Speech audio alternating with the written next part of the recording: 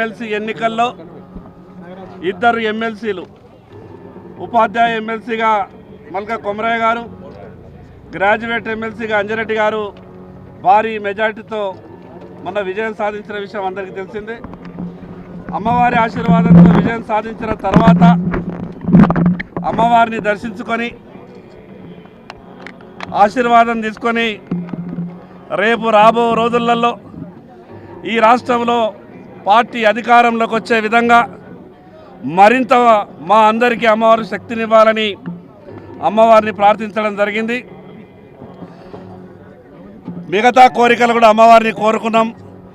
రేపు ఈ రాష్ట్రంలో భారతీయ జనతా పార్టీ అధికారంలోకి వచ్చిన వెంటనే మొదలుగా అమ్మవారిని దర్శించుకొని మనసులో ఏదైతే కొన్ని మొక్కులు అమ్మవారి కొరకు మొక్కుకున్నామో ఆ మొక్కులన్నీ కూడా భవిష్యత్తులో తీర్చుకునే విధంగా అమ్మవారు మమ్మల్ని ఆశీర్వదించాలని మనస్ఫూర్తిగా అమ్మవారిని ఈ యొక్క కోరికలు కోరుకోవడం జరిగింది. ఈరోజు భాగ్యలక్ష్మి అమ్మవారిని దర్శనం చేసుకోవడం అయింది. నేను మల్కా కొమరయ్య, మళ్ళీ అంజిరెడ్డి గారు ఇద్దరు ఎమ్మెల్సీగా గెలిచాము. నేను టీచర్ ఎమ్మెల్సీగా, అంజిరెడ్డి గారు గ్రాడ్యుయేట్ ఎమ్మెల్సీగా గెలవడం జరిగింది. అమ్మవారి ఆశీర్వాదంతో మా బీజేపీ పార్టీ వర్కర్స్ కానీ మా అందరు లీడర్స్ సపోర్ట్తో మా తపస్సు కానీ టీచర్స్ ఆశీర్వాదంతో అమ్మవారి ఆశీర్వాదంతో గెలవడం జరిగింది. ఈ ఎమ్మెల్సీ ఎన్నికలు ఇంతకుముందు ఎంపీ ఎమ్మెల్యేస్ ఎన్నికలు అదేవిధంగా ఈ రెండు ఎమ్మెల్సీలు బీజేపీ పార్టీకి మంచి ప్రజలలో ఆదరణ ఉందని తెలపడం జరిగింది.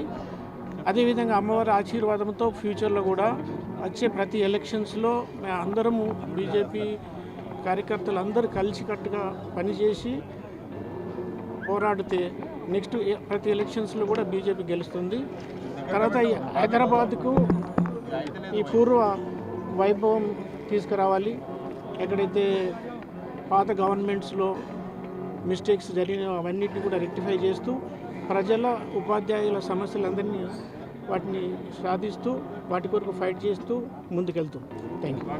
ఈరోజు Bharatiya Janata party graduate MLC ఎలక్షన్లో కాంగ్రెస్ పార్టీ ఏదైతే ఉన్నదో కాంగ్రెస్ పార్టీ గ్రాడ్యుయేట్ ఎమ్మెల్సీ అభ్యర్థి కాంగ్రెస్ పార్టీని కాదనకుండా భారతీయ జనతా పార్టీకి మేధావులు ఏదైతే పట్టం కట్టిరో ఇది మేధావులకే ఎవరైతే ఓటర్స్ చేసిరో వాళ్ళకి అంకితం చేస్తూ అమ్మవారి దయతోని ఈరోజు భారతీయ జనతా పార్టీ గెలవడం జరిగింది. అదేవిధంగా ఉపాధ్యాయులు కూడా గెలవడం జరిగింది. ఇంకొకటి విషయం ఏంటంటే గ్రూప్ 1 విషయంలో అమ్మవారి దయతో ఏదైతే గెలిచో రాబోయే రోజుల్లో భారతీయ జనతా పార్టీ గతంలో కూడా అధ్యక్షులు ఎవరైతే సంజయ్ అన్న గారు ఉన్నారో భారతీయ జనతా పార్టీ అధికారం రాగానే అమ్మవారి గోల్డెన్ టెంపుల్ చేస్తానని ఏదైతే కమిట్మెంట్ ఇచ్చారో ఆ కమిట్మెంట్ను భారతీయ జనతా పార్టీ అధికారం రాగానే భాగ్యలక్ష్మి అమ్మవారు గోల్డెన్ టెంపుల్గా తీర్చిదిద్దామని కూడా భారతీయ జనతా పార్టీ తరఫు నుండి నేను తెలియపరుస్తా ఉన్నాను. అమ్మవారి దయతోని ఎప్పుడైనా కానీ భారతీయ జనతా పార్టీ అన్ని అధికారం సాధించడానికి ఇదొక ముఖ్య ఉద్దేశం. ఎందుకంటే 4 జిల్లాల్లో 4 ఉమ్మడి జిల్లాల్లో 6 పార్లమెంట్లో 42 కాన్స్టిట్యున్సీల్లో ఈరోజు Bharatiya Janata party graduate MLC సాధించడం జరిగింది. ఎవరైతే ఇచ్చిన కమిట్మెంట్ ఏది కాంగ్రెస్ పార్టీ ఉన్నదో అది ఇంతవరకు నెరవేర్చకపోవడం 420 గ్యారెంటీలు ఏదైతే ఉన్నాయో అవి నెరవేర్చకపోవడం ఇది నిదర్శనము. రాబోయే రోజుల్లో ఇది పార్టీ భారతీయ జనతా పార్టీ అధికారం రావడానికి ఆస్కారం ఉంది. అదేవిధంగా గ్రూప్ 1 విషయంలో తీసుకుంటే గ్రూప్ 1 విషయంలో గత 12 సంవత్సరాలు పుష్కరాలు ఏ విధంగా అయితే ఉన్నాయో పుష్కరాల టైంలో ఇచ్చిన కమిట్మెంట్లు గత ప్రభుత్వం 503 ఇచ్చిన తర్వాత ఈ ప్రభుత్వం 60 యాడ్ చేసి 563 కమిట్మెంట్ ఇవ్వడం జరిగింది.